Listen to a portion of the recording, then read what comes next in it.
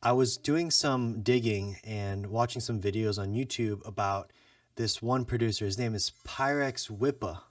Shout out Pyrex Whippa!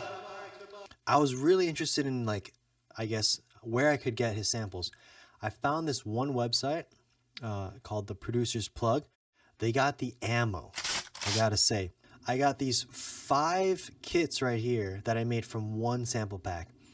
And this is just gonna expedite my workflow. I can easily just choose one of these drum kits and then drop them into a project and just start making a beat with a sample.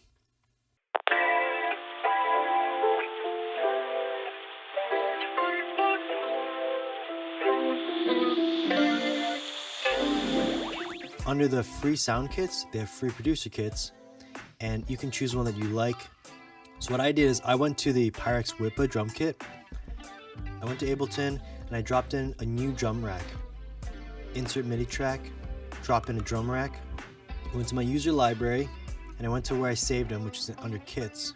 So what I did here is I created a couple of drum racks and I labeled them. So for example, the first drum rack that I made, I called it Swiss Army because it's just a jack of all trades drum kit. Now I have to still choose a kick, so go under the Pyrex Whippa drum kit, go into kicks, kind of just scroll down.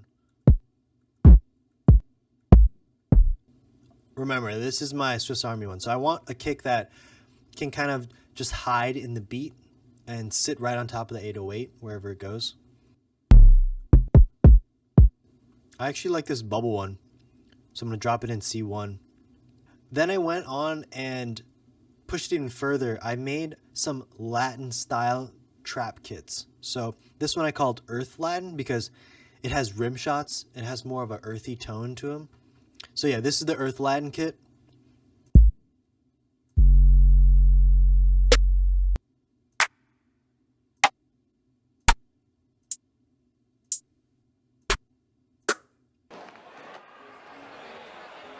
I'm going to show you guys how I save them and organize them. So what I do is, let's say I have this first drum kit.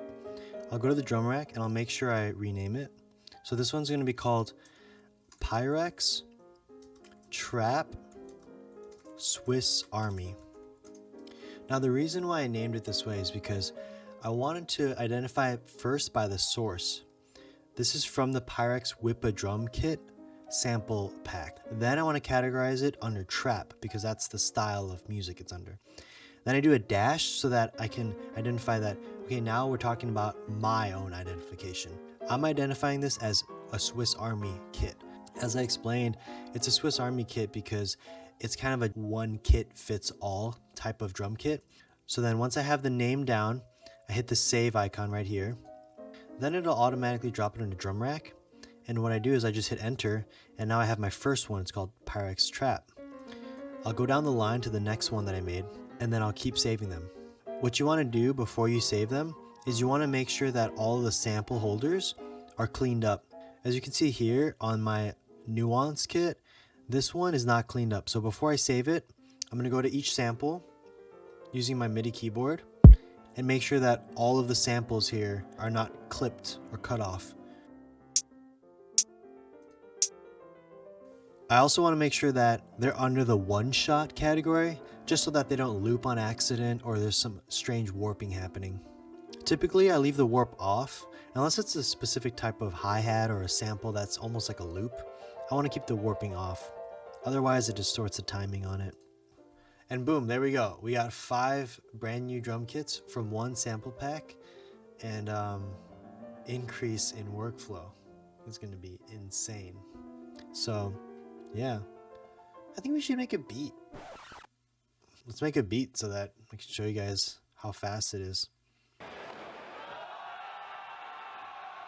First I eat, then I make beat. It's fire.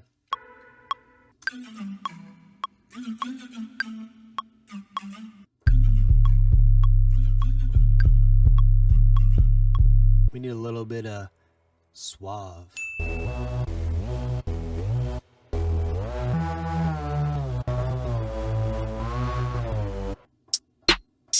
All together now. Tuffy in here cooking.